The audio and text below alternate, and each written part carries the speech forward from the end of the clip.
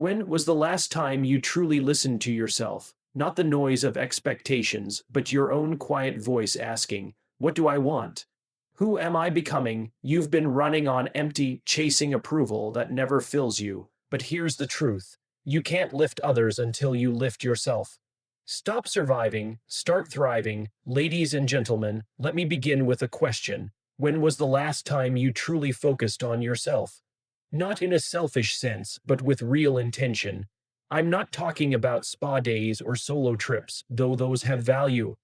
I mean the kind of attention that makes you ask, what do I want? What do I believe? Who am I becoming?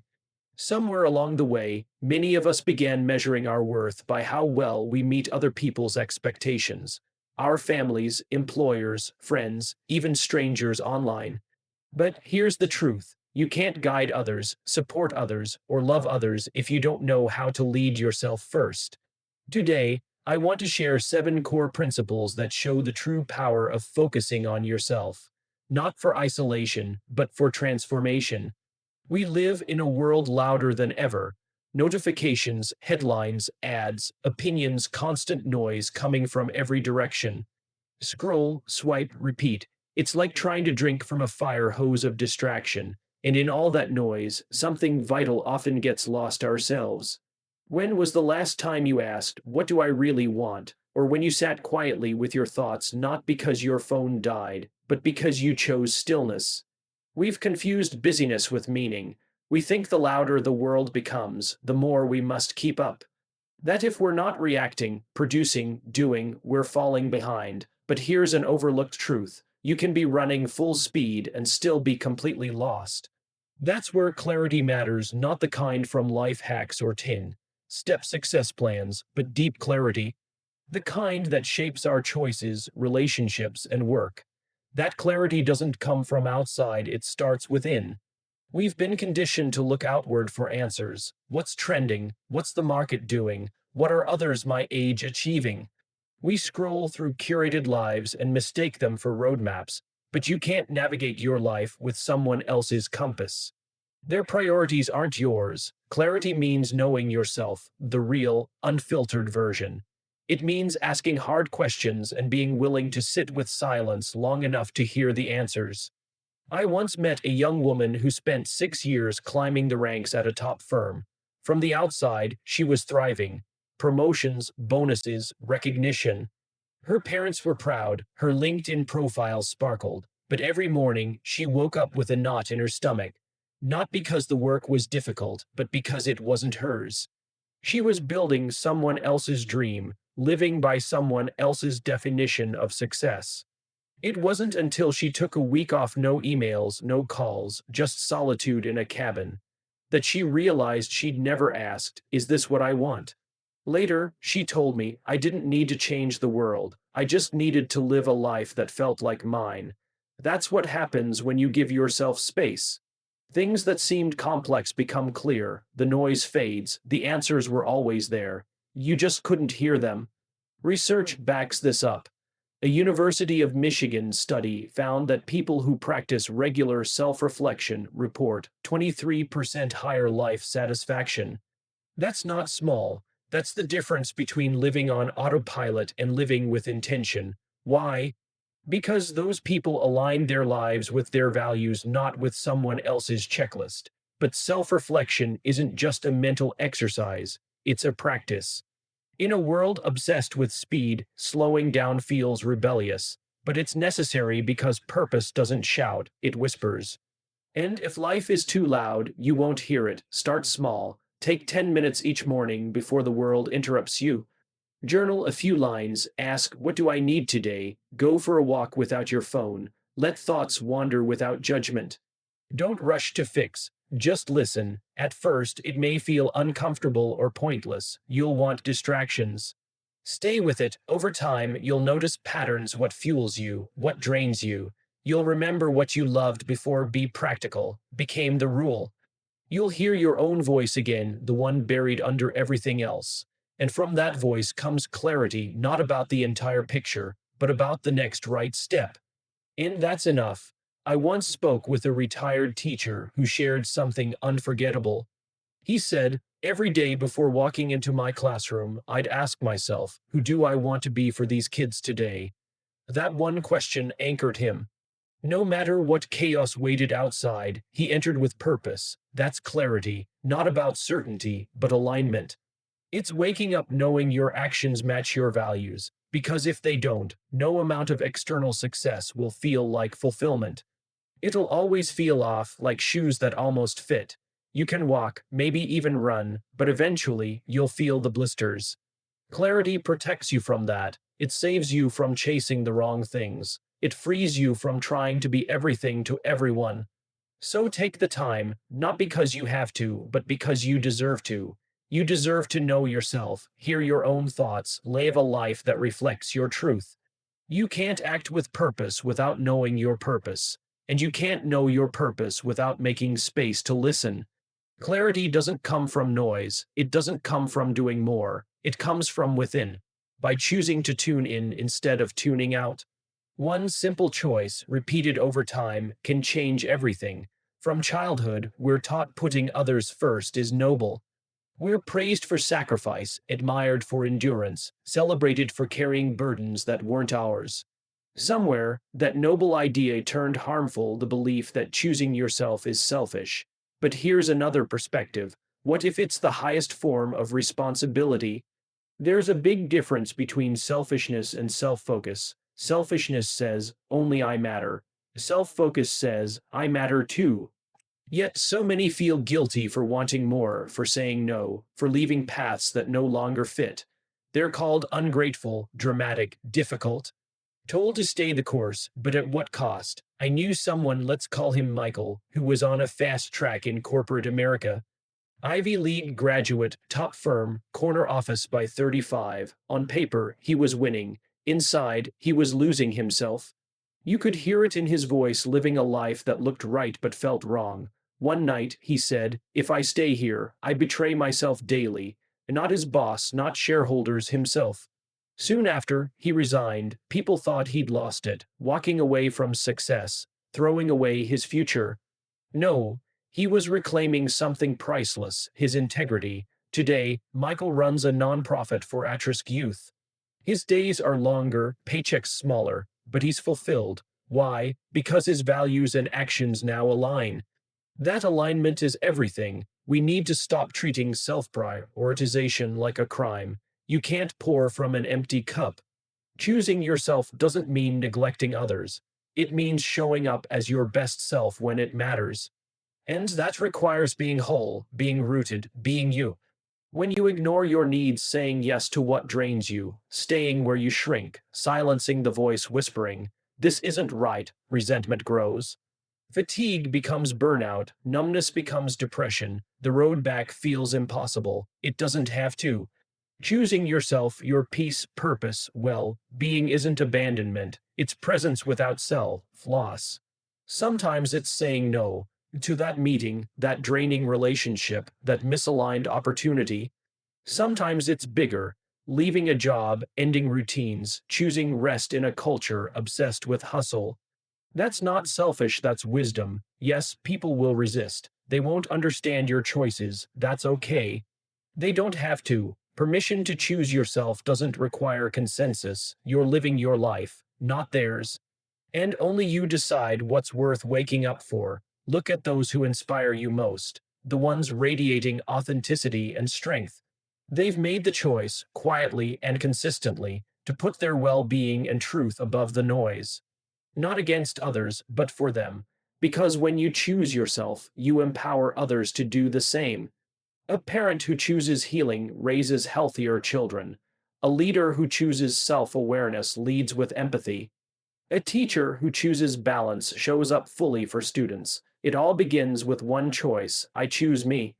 And it's not a one-time act, it's daily. Sometimes bold, quitting a job, ending toxic ties. Sometimes simple, turning off your phone, taking a nap. Each choice sends a message: I am worth it, my peace matters, my purpose matters. You'll make mistakes. You'll slip into old patterns, that's okay. What matters is coming back, because you're not here to meet the world's expectations.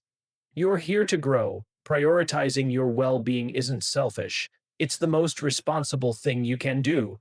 When you're aligned and clear, you don't just lift yourself, you lift everyone around you. So next time someone says choosing yourself is selfish, smile not with arrogance, but with certainty. Because real accountability starts with caring for what's been entrusted to you. You, and one of the most loving things you can do is know where you end and where others begin. Many of us were taught that kindness means availability, that love equals sacrifice, that yes is polite even when everything inside screams no.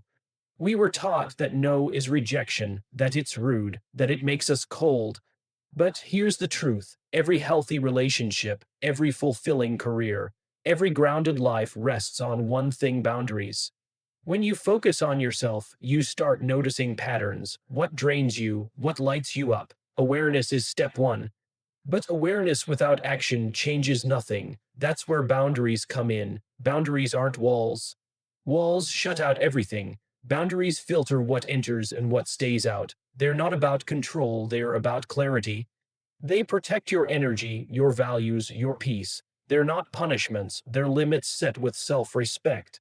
Without boundaries, burnout begins, saying yes to every request, silencing your discomfort to keep others happy, teaches the world your needs don't matter. Psychologist Dr. Henry Cloud found that professionals who enforce boundaries are twice as likely to avoid burnout compared to those who don't. That's real, twice the resilience just by having the courage to say, this is okay for me, and this is not. Boundaries don't just preserve energy, they shape how others experience you. You train people by what you allow. If you answer work emails at midnight, you teach your team your time isn't protected. If you cancel your plans to fix someone else's chaos, you show them your life comes second. And if you keep saying it's fine when it's not, that fine turns into fatigue. That smile becomes a mask. That willingness turns into resentment. That's not kindness, it's self abandonment. I remember speaking to a nurse who loved her work. She always saw herself as the strong one, the reliable one, the one who took extra shifts, stayed late, and covered for her team. She wore burnout like a badge of honor until it caught up with her. She landed in the ER, not as a nurse but as a patient. Severe exhaustion, high blood pressure. Later, with tears in her eyes, she said, I gave so much to others that I had nothing left for myself, and somehow, I thought that made me good. But being good should never cost you your well being. You don't earn worth by draining yourself dry. And you don't prove love by saying yes when your heart says no. Boundaries are not walls, they're bridges to honest, respectful relationships. Because when you say no clearly, your yes carries weight. It comes from authenticity, not obligation. Here's a truth few people tell you: the ones who truly care, who love you for you, will respect your boundaries. They might resist at first, it might stretch them, but they'll adapt. The ones who disappear when you set limits, they were benefiting from your lack of them. So, how do you start? Begin small. Pick one area where you feel constantly overwhelmed. Maybe it's work, maybe family, maybe social commitments. Ask, where am I saying yes out of guilt? Where am I tolerating what feels wrong just to avoid conflict? Then, change one thing. That change doesn't need to be a dramatic confrontation. Sometimes it's subtle. You stop explaining when you say no. You don't respond to messages immediately. You leave the party when you're tired, not when it ends. You stop justifying rest needs and limits. At first, it will feel uncomfortable, even selfish. That's just old programming. Keep going. Every time you honor a boundary, you reinforce a deeper belief: I am worthy of respect. I'm allowed to protect my peace. I'm enough even when I say no. And as you keep practicing, something shifts. Life fills with what truly belongs to you, not obligations, not guilt, driven choices, real, soul, nourishing yeses. You choose work that values your time, friends who honor your needs, environments that lift you instead of drain you. Most importantly, you begin to see yourself differently, not as someone who must earn space in the world, but as someone who already deserves it. One of life's most powerful moments is when you stop tolerating what harms you, not in anger, but in clarity. When you realize you don't have to explain boundaries for them to matter, that you don't have to sacrifice yourself to be loved. That your role isn't to be everything for everyone, but true to yourself first. When you respect yourself enough to draw the line, you protect your well being and model something essential that dignity, peace, and authenticity are worth defending. That they matter, that you matter. Boundaries aren't about keeping the world out, they're about keeping yourself whole. And once you taste the peace that comes from honoring them, you'll wonder why you ever settled for less. One of the most damaging habits we develop, often without noticing, is comparison. It sneaks in quietly. You scroll through social media, see someone celebrating a promotion, a wedding, a move abroad, or a perfect morning routine with green juice and yoga. And before you know it, you're asking, why am I not there yet? What am I doing wrong? Why does it look so easy for them and so hard for me? Comparison is a thief of joy, peace, authenticity. It steals the quiet confidence that comes from knowing you're on your own path, moving at your own pace. It convinces you that success is one image, that happiness is a checklist, that worth depends on how you measure up to someone else.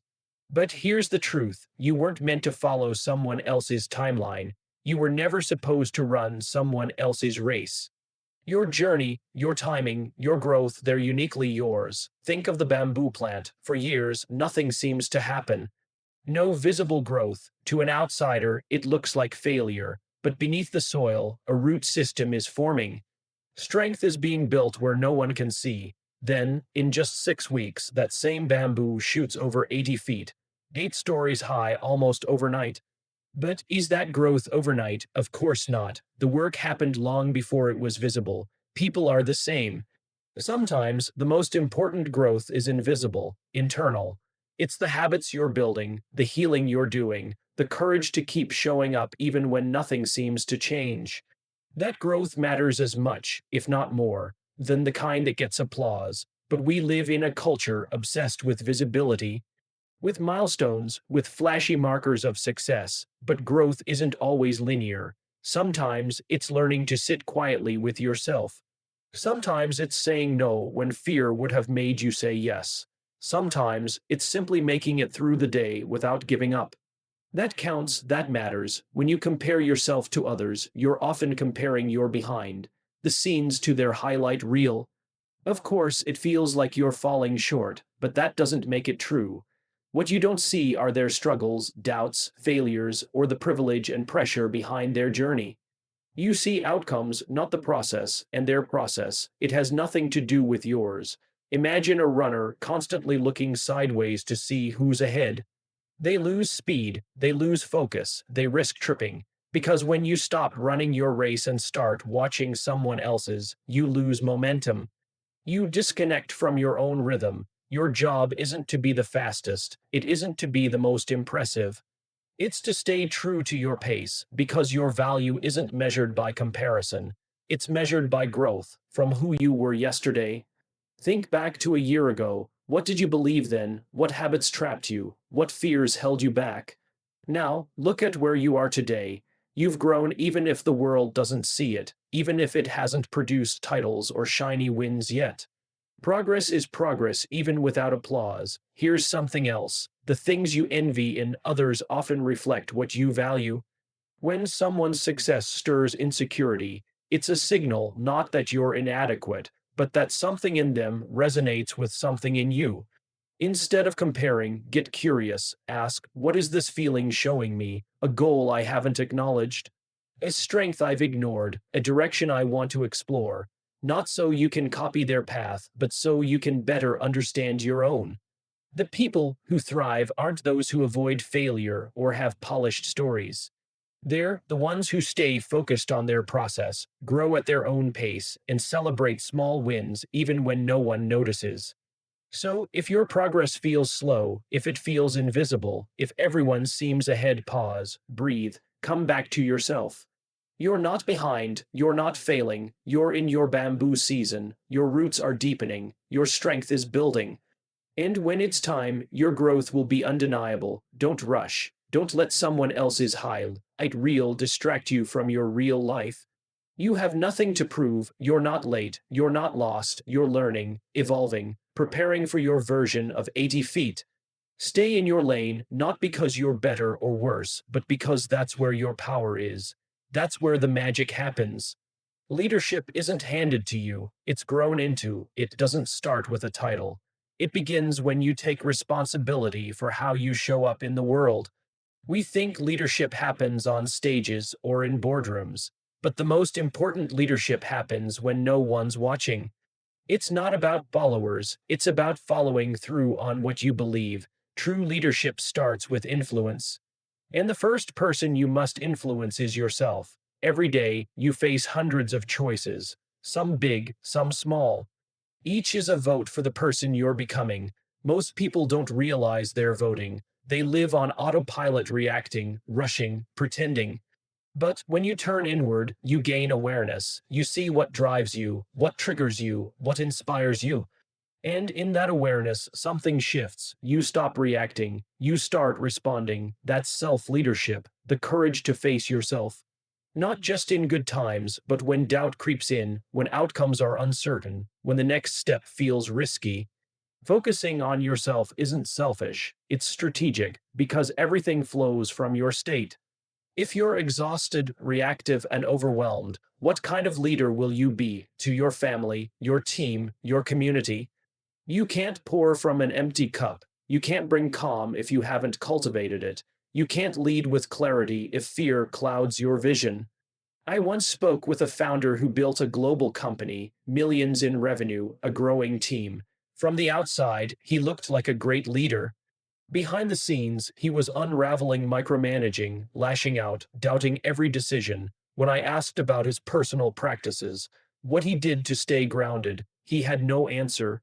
He'd never considered it part of the job, but it is. In fact, it's the most important part, because leadership without inner work eventually collapses. That founder took a sabbatical. For the first time in years, he slowed down, journaled, worked with a coach, listened to what his body had been saying for months. When he returned, everything changed, not just his leadership, but the company culture. Meetings became intentional, delegation improved, creativity flowed. Why? Because he wasn't reacting anymore. He was leading with presence and purpose. That's the power of inner leadership. It gives you the ability to pause, to question, to lead from values instead of ego. It's a superpower because while others try to control the outside world, you master the only thing you can yourself. And that influence ripples outward. When you model responsibility, others follow. When you model vulnerability, others feel safe. When you model presence, others slow down and listen. That's real leadership, not domination, but inspiration through alignment. And it starts with values. What do you stand for? Not what sounds good, but what you live by. Do your daily choices match those values? Because integrity, the foundation of leadership, starts there. It also means managing your energy. You can't be all things to all people. If you don't protect your focus and time, you won't lead. You'll survive, and survival mode is where poor decisions are made. To lead yourself well, be intentional. That might mean setting boundaries, saying no more often, waking early for silence before the noise hits. It might mean hard conversations with yourself, acknowledging where fear has led, where you've played small. The beauty of that inner work, it builds resilience. When you learn to hold space for your discomfort, you can hold space for others. When you face your insecurities, it's easier to respond with empathy instead of judgment. That's the foundation of leading others, leading yourself first. Not perfectly, but consistently, with awareness and commitment to what matters, not appearances, but who you are. That kind of leadership can't be faked, it can't be given, it's earned, moment by moment, choice by choice. It starts within, and it never stops. Most people spend life chasing titles, approval, love, promotions, likes, anything to feel enough. The more they chase, the further it feels. We've been taught that success, belonging, love exist outside us, earned through effort, sacrifice, people pleasing. So, we twist ourselves to fit expectations, mute our voices, ignore our needs, and wonder why it still feels wrong. But what's meant for you isn't found through force, it's found through alignment, the biggest shift you can make. From chasing to attracting, when you're grounded in your values, your rhythm, your identity, You stop hustling to be chosen. You choose yourself, and life meets you where you are, not where you're pretending to be. I once knew a woman who spent her 20s trying to be what everyone needed. At work, she was the overachiever, never said no, smiled through burnout. In relationships, she morphed to fit. Always worried about being too much or not enough. On the surface, life looked fine. Good job, steady boyfriend, social circle. Inside, she felt invisible because none of it reflected her truth. One day, she broke, not in a dramatic way, but quietly, as happens when you abandon yourself too long. She quit the job, left the relationship, stopped pretending. She started telling the truth, first to herself, then to others. She said no, set boundaries, spoke up even when her voice shook, made choices from values, not fear. At first, it was lonely, not everyone understood, but something shifted. As she aligned with her truth, new doors opened. She landed a role that fit her strengths, met friends who respected her boundaries, fell in love, not with someone who needed her small, but someone who celebrated her fullness. She wasn't chasing anymore, she was attracting, and she didn't do it by becoming someone else. She did it by becoming more of who she already was. That's alignment. It's not magic, it's not manifesting, it's clarity and courage. When you're aligned, you radiate authenticity, and authenticity attracts what's real. Think about it. People can feel when you're desperate to be liked, when you're trying too hard. That energy repels, but when you're grounded, unapologetic, real, it creates trust. And here's the paradox: when you stop chasing, you gain more than you ever could through force. What you attract in alignment isn't just more, it's better, it fits. You stop chasing toxic relationships because you've stopped betraying yourself. You stop chasing empty metrics because you've defined success on your terms. You stop chasing validation because you've rooted worth in something deeper than applause. Does that make life effortless? No, but it makes it honest. It means becoming honest with yourself. And in that honesty lies power. This shift transforms how you lead, how you work, and how you love. People trust those who trust themselves. When you show up in alignment, you give others permission to do the same. You become magnetic, not because you're loud, but because you're clear, not because you're flawless, but because you're real. And it all begins with one brave question: am I chasing this, or is it finding me because I'm being true to myself? You can feel the difference. Chasing feels like pressure, like striving, like anxiety. Attracting feels like ease, like stability, like peace. One is rooted in fear of not being enough, the other grows from the belief that you already are. Here's why this shift matters: chasing drains you, mentally, emotionally, physically. It burns you out because it's not sustainable, but alignment fills you with energy. It gives life because you're no longer wasting energy trying to be someone else. You invest that energy into becoming the fullest version of you, and this isn't just a mindset, it's measurable. Research in positive psychology shows that people aligned with their core values experience higher levels of happiness and well being. They report stronger relationships, greater resilience during stress, and long term success, not because they work harder, but because they're anchored deeper. Alignment brings clarity, and clarity brings confidence, not the loud kind that needs to prove something, but the quiet confidence that speaks without words. The kind that walks into a room and doesn't need to take space because its presence is undeniable. So many people are running on empty, not because they're weak, but because they've spent years chasing things never meant for them. Roles that don't fit, relationships that drain, expectations they never agreed to. But the moment you pause and realign, everything shifts. When you live in alignment, you no longer need to prove your worth. You carry it. And that's when the right people, opportunities, and experiences come to you. Not because you hunted them down, but because you created space for them to arrive. So, if you feel exhausted from the chase, stop for a moment, breathe, ask yourself, what am I pursuing that doesn't reflect who I am? And what might I attract if I stood fully in my truth? Because the more you align with yourself, the more life aligns with you. When we hear the phrase focus on yourself, some of us picture shutting people out, retreating into isolation.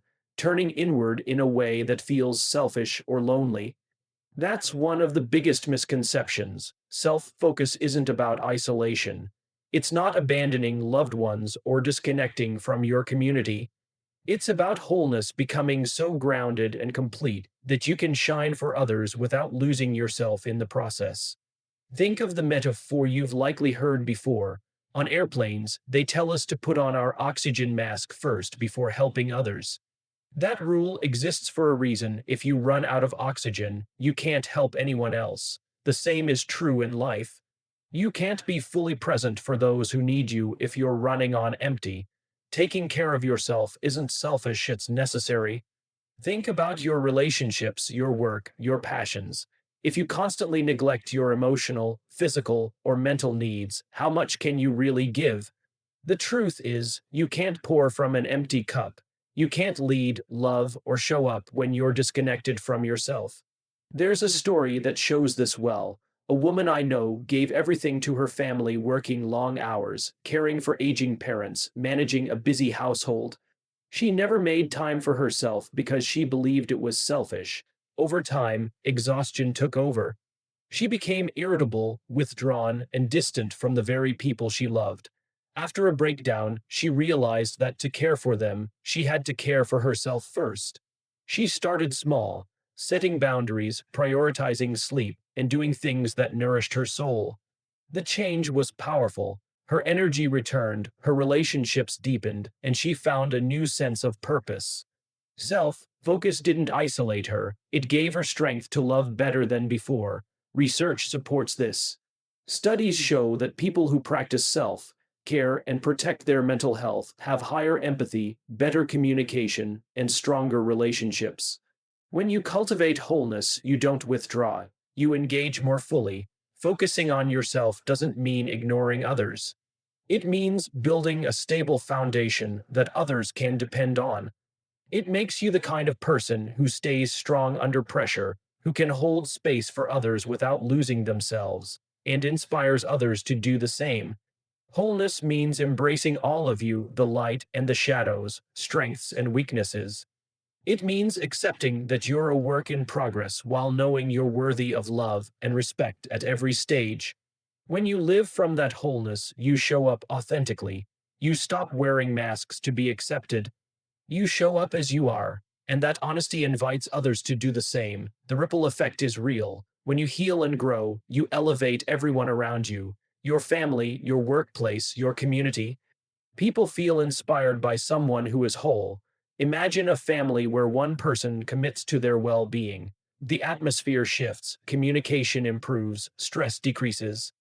Or a workplace where leaders prioritize growth and mental health. The culture transforms from burnout to support and creativity. This is the power of wholeness. It's not a solitary pursuit.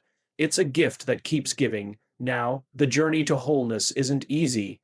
It takes courage to face what we'd rather avoid. It takes patience to sit with discomfort. It takes self-compassion when progress is slow. But every step you take toward yourself is a step toward a richer life. How do you start? By giving yourself permission. Permission to care for your needs without guilt. Permission to say no when something doesn't serve your well-being. Permission to rest, reflect, and recharge. Then move with intention, build habits that nourish your body, mind, and spirit. Whether it's journaling, exercise, meditation, or time in nature. Seek support friends, mentors, or professionals who encourage your growth and hold you accountable. Wholeness isn't a destination, it's a lifelong journey. But each choice to focus on yourself builds a foundation that helps you and everyone around you thrive. So carry this truth forward. Focusing on yourself doesn't isolate you, it empowers you. It connects you to your purpose, your passion, and the people who matter most. It's not about escaping. It's about becoming so whole that your light shines brightly, guiding others too. You don't need perfection, you just need wholeness. And when you choose wholeness, the world around you changes in ways you never imagined. So, what now? This is your moment. Not because the world gave you permission, or because a crisis forced you to wake up, but because the power to begin has always been in you. The question isn't about waiting, it's about deciding. choosing to step into the life waiting for you beyond fear, beyond doubt. Ask yourself, what would my life look like if I fully focused on who I'm becoming, not who I was told to be, but the real me, the one that grows stronger with care, kindness, and attention. Imagine living guided by your own values and purpose. Imagine the peace you'd feel, the energy you'd have, the impact you'd make simply by being your true self. This isn't just a question, it's an invitation, a journey that starts now, not overnight, but with every choice to prioritize your growth, your healing, and your wholeness. Choose yourself not out of ego, but out of responsibility. Responsibility to lead your life with courage and intention. Because no one else can walk this path for you, no one else can hold your vision, the power to change, to thrive, to grow. It's in your hands right now. So don't wait, begin today, because the world needs the real you.